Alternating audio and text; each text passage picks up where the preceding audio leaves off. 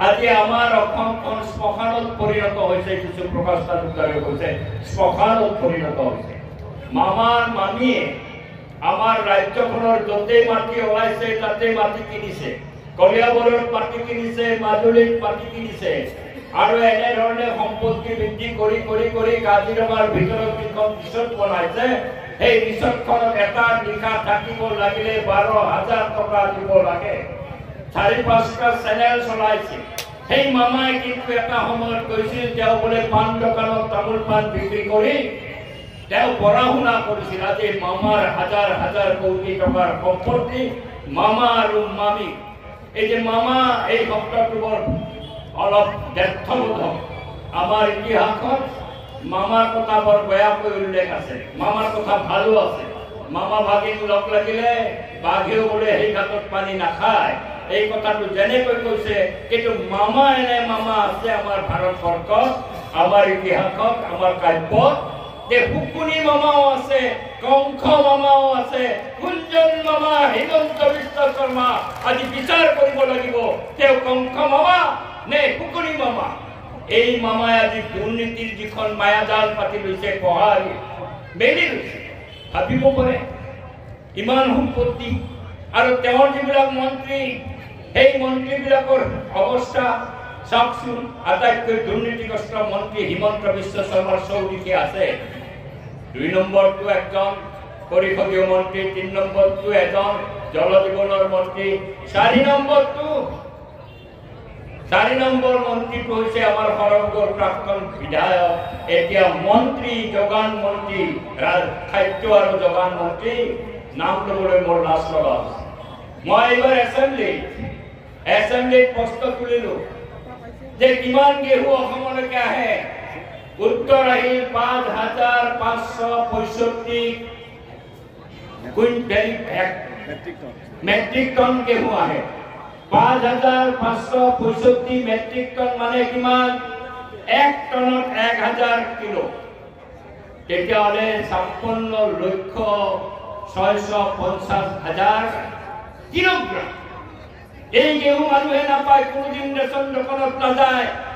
মই যেতিয়া প্ৰশ্ন তুলিলো, প্ৰশ্ন তোলাই নহয়, মই সদন কমিটি দাবী কৰিলো, সদন কমিটি কৰক, ইয়াৰ ঘেঁহু ক'ত যায়, কোনে খায়? চৰকাৰ বাহাদুৰে ক'লে সদন কমিটি কৰা নাযাব। ৰাতি মুখ্যমন্ত্ৰী মোক মাতি ক'লে, দাদা সদন কমিটি কৰা অসুবিধা আছে। কিমান খাই আছে?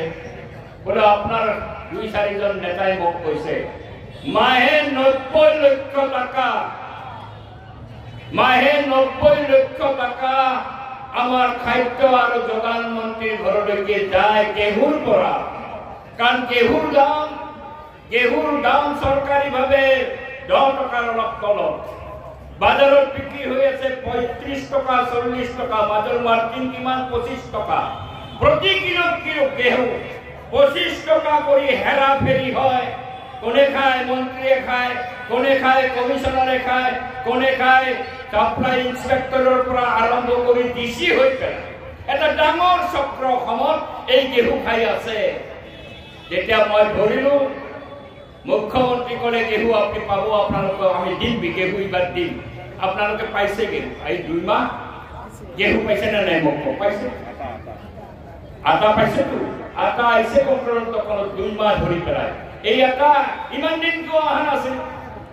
21 চনৰ মন্ত্ৰী হ'ল ৰঞ্জিত দাস। 21 চনৰ পিছৰ পৰা এই আটা কিয় কণ্ট্ৰলৰ দোকানত অহা নাছিল? 1 কিলোই হওক লাগে 1.5 কিলোই হওক, পাইছে। আটাটো আহিছে। এই আটাটো দিয়া হোৱা নাছিল, খাওয়া হৈছিল। আৰু খোৱাৰ নায়কটো হৈছে ৰঞ্জিত দাস। এই যে ভাৰতীয় জনতা পাৰ্টিৰ নেতা, এই কিছুমানে খপ পকাই থাকে ৰঞ্জিত বুলিলে পাগল। আরে রঞ্জিত খুঁজম না, আজি আটার টকা কোনে খাইছিল 3 বছর। আর রঞ্জিত যে খাইছিল, এই নতুন করে যে এমপি হয়েছিল ফণীভূষণও খাইছিল, একদিনও তো আশা না পাইছিল। তার আগতে কংগ্রেসের নজরুল আসিল মিনিস্টার, কিও খাইছিল। এই কংগ্রেস হোক, বিজেপি হোক, এজিপি হোক, এই তো পার্টি তো আটা খাওয়া পার্টি হয় না? নহয় আটা খায়। এই যে আটা খাওয়া পার্টি, এটা সময়ত বস্তুর দাম কমাব নোৱাৰাটোৱে কৈছিল নিমখ মাত্ৰ মই কমাব পাৰো।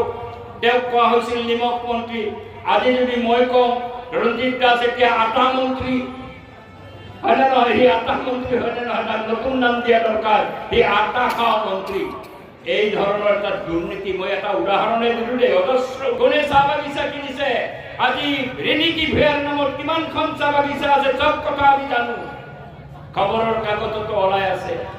এই মন্ত্ৰীসকলে মাটি কিনে, বিঘাই বিঘাই মাটি কিনে, একেবাৰে মূল জেগাত গৈ মাটি কিনে, খবৰ ল'ব আৰু আমাক চেলেঞ্জ কৰিলে কৈ দিম কোনে কিমান মাটি কিনিছে, কোন মন্ত্ৰীয়ে কিমান মাটি কিনিছে। একেবাৰে অসমখনক তেওঁলোকে কুঁহিয়াৰ চেপা দি চেপিছে। এই কুঁহিয়াৰ চেপা দি চেপা এই বিজেপিক পৰাজিত কৰাৰ সুযোগ আহিছে আমাৰ সন্মুখত।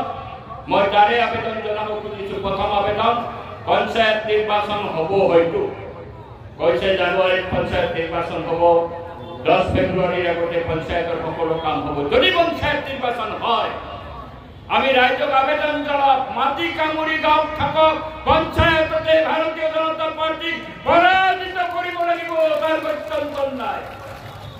তাৰপিছত 26ত এছেম্বলি নিৰ্বাচন। এছেম্বলি নিৰ্বাচনত আমি ভাৰতৰ কমিউনিষ্ট পাৰ্টি, মাৰ্ক্স পাৰ্টিয়ে স্পষ্টভাৱে কৈছো, ভাৰতীয় জনতা পাৰ্টিক পৰাজিত কৰিব লাগিব। এই হিমন্ত বিশ্ব চৰকাৰখনক উৎখাত কৰিব লাগিব। আমি অকলে নোৱাৰো, সেই কথাও কৈছো। আমি কৈছো সকলো বিৰোধী ঐক্যবদ্ধ বিৰুদ্ধে যদি এজন কেণ্ডিডেট আমি থিয় কৰাও, আমি জাতি ক'ব পাৰো হেমন্ত বিশ্ব শৰ্মাৰ চৰকাৰ উফৰি গৈ পেলাই ব্ৰহ্মপুত্ৰেৰে গৈ সাগৰ পাব। এই কাম আমি কৰাৰ চেষ্টা চলাই আছো। পাৰ্লামেণ্টতো চেষ্টা কৰিছিলো, কংগ্ৰেছৰ অলপ মহিমতালিৰ কাৰণে নহ'ল। বাই ইলেকশ্যনতো চেষ্টা কৰিছিলো, কংগ্ৰেছক চব লাগে, সেইকাৰণে নহ'ল। এতিয়া অৱশ্যে কংগ্ৰেছেও কৈছে মই সকলো নেতাৰ ঘৰে ঘৰে যাম, তথাপি বুজাবুজি কৰিম, যদি কৰে ভাল। আৰু যদি কৰে, আমি নিশ্চিতভাৱে ক'ব পাৰো যে ভাৰতীয় জনতা পাৰ্টিক এইবাৰ আমি 26ত পৰাজিত কৰি এখন গণতান্ত্ৰিক ধৰ্মনিৰপেক্ষ চৰকাৰ দিশপ্ৰদানী প্ৰতিষ্ঠা কৰিম। এই আহ্বান ভাৰতৰ কমিউনিষ্ট পাৰ্টি, মাৰ্ক্স পাৰ্টি আমি ৰাখিছো। তাৰ কাৰণে নিশ্চয় আলাপ আলোচনা হ'ব, কেতিয়া হয় নাজানো।